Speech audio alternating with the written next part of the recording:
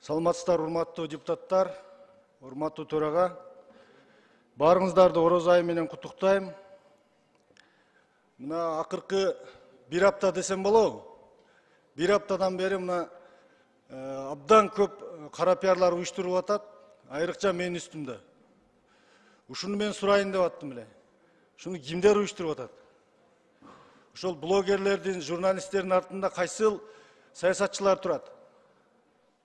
Же бир эл аралык атайын бир кылмыштуу топ барбы? Мына адам баласы ооруганда лечение кылып келгенге акысы бар да турабы?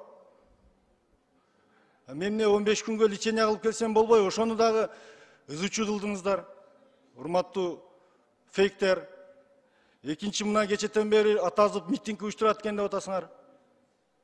Урматтуу фейктер, фейктин артындагылар. Эки жүздүү саясатчылар, афристер. Митингти ошо өзүңөр уюштурасыңар. Мен өмүр бою мамлекетчил болуп келгенмин.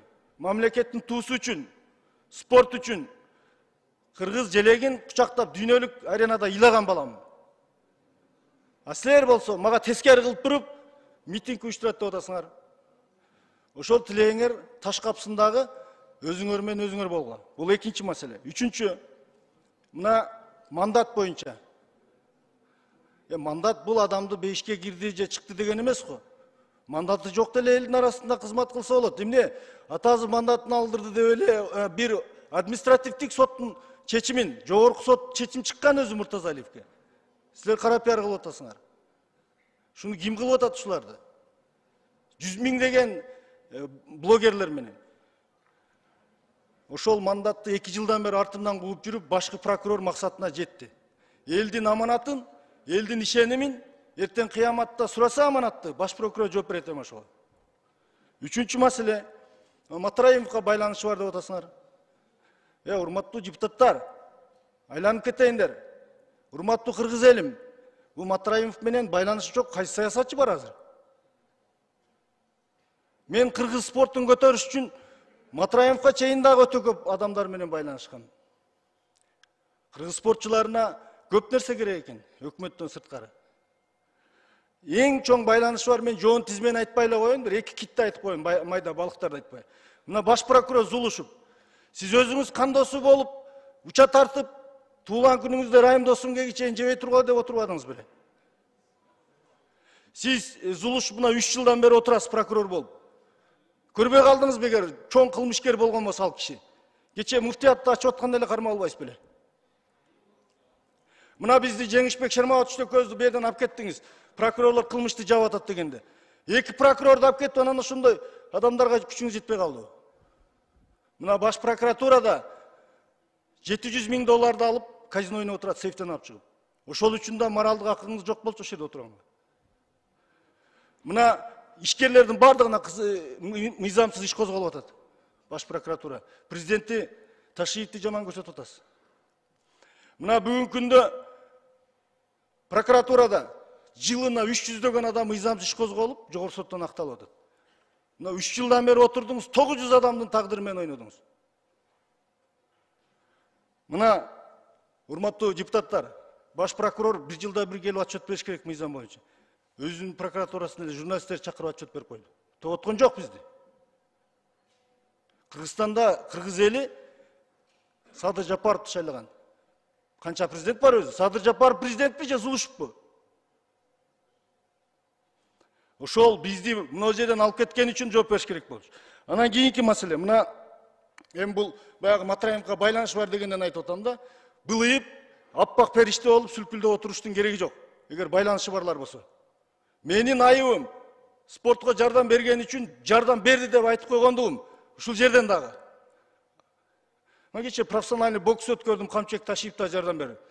Бар эле жардам берип атат, айтайын анда. Душум бузулуп калды эле, Азамат Арапбаев жардам берген.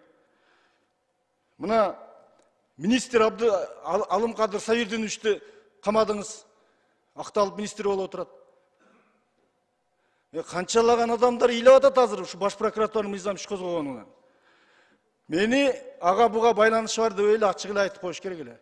Мына жерде депутаттык комиссиянын төрагасы болуп отуруп, парламенттин мээнетин Баш прокуратура жаап отурду кылмышкерлерди. Профсоюздардын канча мафиянын куйругун деп эледик, ачылайын деп калды эле. Эгер мен кетсем, урматтуу депутаттар, мээнет чекке кетпесин, аягына чыгарып коюңуздар.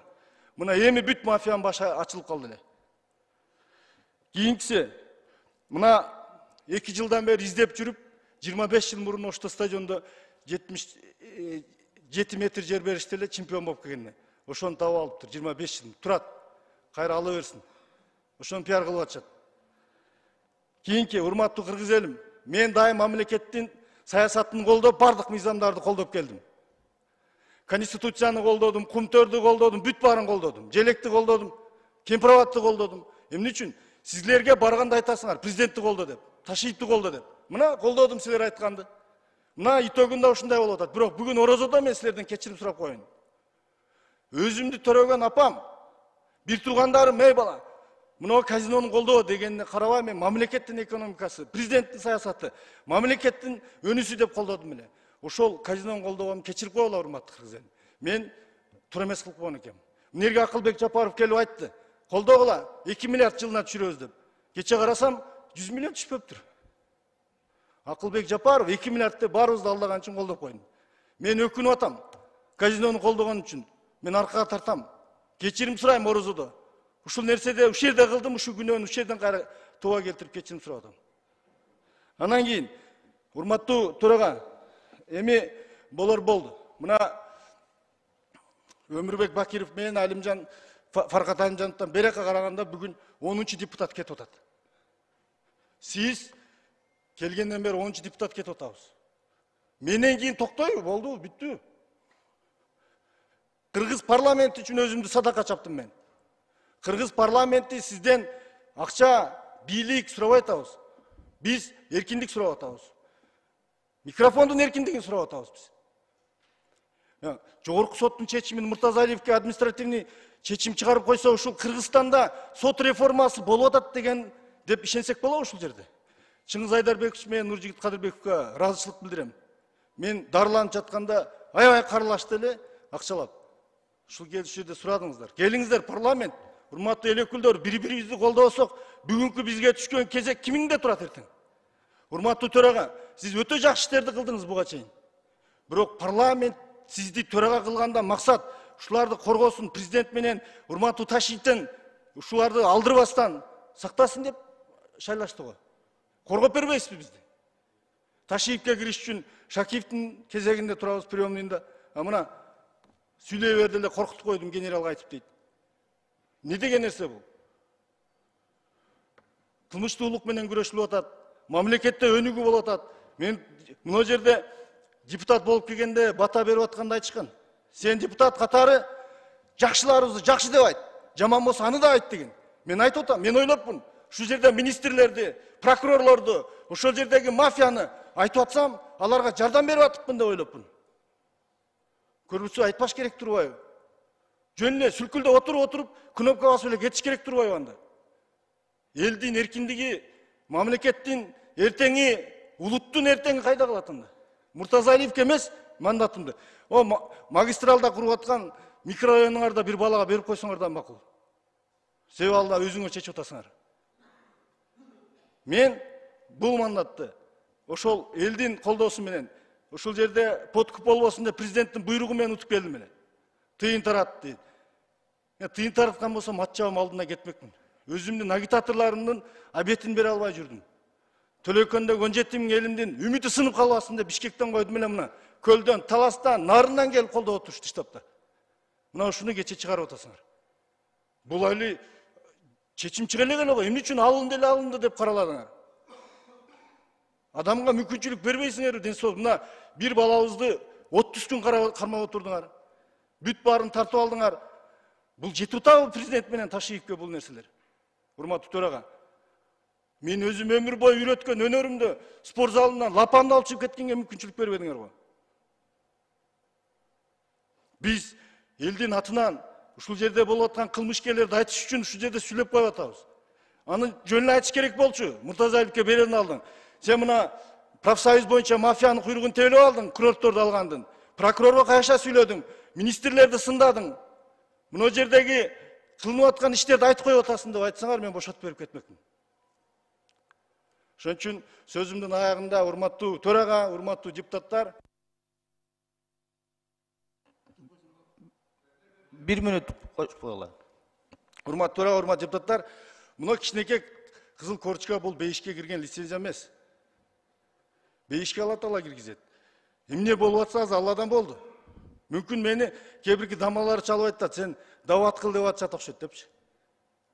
Биздин өнөрүбүз бар. Өнөр үйрөтө беребиз. Эгер кыргыз эли мени барктабаса, чет өлкөгө барып деле үйрөтө берем, машыктырып. Бирок биз мына жерде парламенттин эркиндиги, бул парламент кандайдыр бир администрациянын нотариусу болуп калбаш керек да. Ким сүйлөсө эле алып кирип камай койгон тур эмес. Эркиндик керек. Мен мамлекетчил катары мына жердеги митинг уюштурат экен, антет экен, мынтет экен дегендерге чекит коюп коеюн деп чыктым. Ошондук үчүн, урматтуу президент, сиз Москвада жолукканыңызда айттыңыз эле, мен бийликке барсам жаныңда болосун деп. Жаныңызда эмес, мына 1 жылдан бери жазылып атам, приемга киргизсе элек. Эгер угуп аткан болсоңуз, президент менен Камчыбек Ташиповге кайрылат элем. Мени чакырып угуңуздар, бүгүн тегереңиздерге кимдер топтолгонун айтып берейин. Анан каалаган чечим чыгара бериңиздер. Кыргыз элинин акыркы үмүтү болгон болчу бул. Сүйлөй бериңиз. Акаевдин маалында УУДны 1 апта Баяман палуандын балдары менен кайтардым. УУД талкаланбасын деп. Бакиев кан төгүлгөндө Ошто улуттар окуяда кайтардык имараттарды. Ар дайым бир учурда дагы бир президентте министр же депутат болбодум. Мен ушул Садыр Жапаров менен Ташиев келди. Эми элде эркиндик болот, патриоттук жашоо болот. Бизге окшогон балдарды далын таптап иштетет деп үмүт менен ушул жака адаманатыйдан койдум мен. Бир партияга куланып алып келбестен. Элдин колдоосу менен келдим. Бул бүгүн мейли кетире бериңиздер. Бирок убакыт келет, Алла Таала кайра алып келет. Элим кайра көтөрөт. Мен буну чөгүү, бактысыздык эсептебейм. Бактылуулук элдин арасында эркин жүргөндө, элдин жүрөгүндө жүргөндө. Чыныгы сурак бул кечеги сурак эмес. Мына менин талапташтарымды төрага билесиз. 32 күн камап жатышты, урматтуу депутаттар. Мен 6 айдан бери эч кимге айтпай жүрөм. Түндөлөрдө барып атам СМБга. Билбей атышат. Ошолорду камап жатышты. Бардыгын тилимди басып келдим тишим менен. Бирок эч нерсе таппадык 6 айдан бери. Урматтуу баш прокурор, таппадыңыз го 6 айда. Кетпейсизби эми отставкага? Сиз кеттиңиз, Матраев менен байланышыңыз бар. Артынан кетпесе мен жигит эмесмин. Сиз бүгүн баш прокурор иштегенге моралдык акыңыз жок. Толуп кетти сиздики. Эл эртең жарылса сиз күнөөлүү болосуз. Сиз бардыгын заблуждениеге алып кетип атасыз. Баш прокурор негизги мыйзамды көзөмөлдөш керек да. Анан мына айтып туруп, блогерлериңерди сааттан кечке мени каралатпастан. Мен алардын алдында каралаган, мен Алланын алдында таза балам. Кыргыздын желегин көтөрүп, патриотторду өстүрүп жүргөн балам. Аларыңар мага өтпөйт. Урматтуу кыргыз элим, мен апамды укпай, туугандарымды укпай, ошо казинону колдоп койгон кечирим сурап, алдыңарда ак болдум. Мына кечиргиле орозодо, ал эми жалпы урматтуу парламент. Мына 10-чу депутат токтогон болсо, мен садакага даярмын. Бирок парламенттин эркиндиги ар дайым сакталыш керек деп эсептейм. Рахмат. Рахмат. Урматтуу депутаттар, урматтуу Шайлообек мырза, сиз менин дарегиме 1-2 сөз айттыңыз. Мен сиз менен ак энеге айтышкым келбейт. Орозонун маалында бири-бирибизге гыйбат кылбайлы, бирок мен коомчулук үчүн бир сөздү калыстык үчүн айтып коеюн. Сиз менин мүнөзүмдү абдан жакшы билесиз. Колман келишинче сиздин маселелериңизди сиз кайрылган учурда мен чечип жүрдүм. Ушундай иштер болуп атканда дагы сиздин маселеңизди мен кайдыгер караган жокмун. Айта турган жерге айтып, дей турган жерге деп коргоп келдим. Билесиз аны, аябай жакшы билесиз. Коомчулук муну билиш керек. Бул бир. Экинчиден, депутаттарга кандай иш бар, кандай иш козголот, бардыгы мыйзам чегинде. Мыйзамсыз болсо, биз дайыма мыйзамсыздыкка каршы күрөшөбүз. Бул бир. Экинчиси, сизди бул жерде сөз бербей, сүйлөтпөй койгон эч ким жок, азырда калышынча сүйлөдүңүз. Бул дагы парламенттик демократиянын бир ачык көрүнүшү. Ачык көрүнүшү. Сиз сөз сурадыңыз, бердик. Каалаган депутат каалагандай сүйлөйт. Сүйлөп келип атат. Эч кимдин оозун тыйып микрофонду өчүргөн жокпуз. Ким эмнени сүйлөсө сүйлөйт. Себеби эл сүйлөйт деп шайлаган. Парламенттин өзүнүн табияты бар, ошол табиятынан жазбаш керек. Рахмат.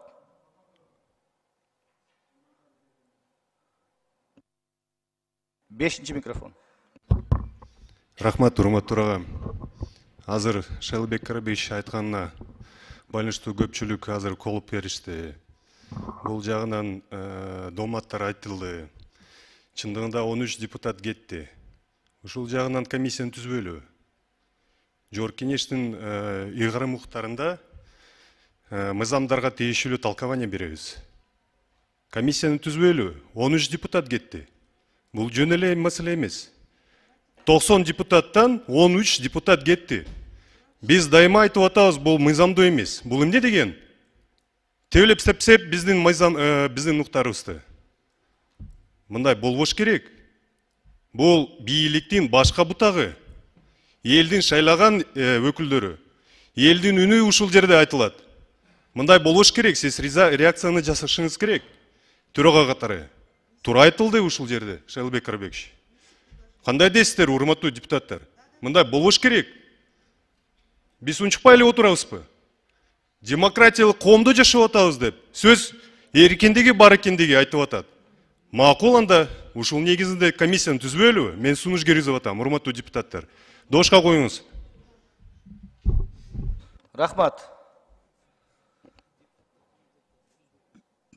Сиз жакшы билесиз, регламент боюнча буну комитетте карап, анан сунуш кагаз жүзүндө келиш керек.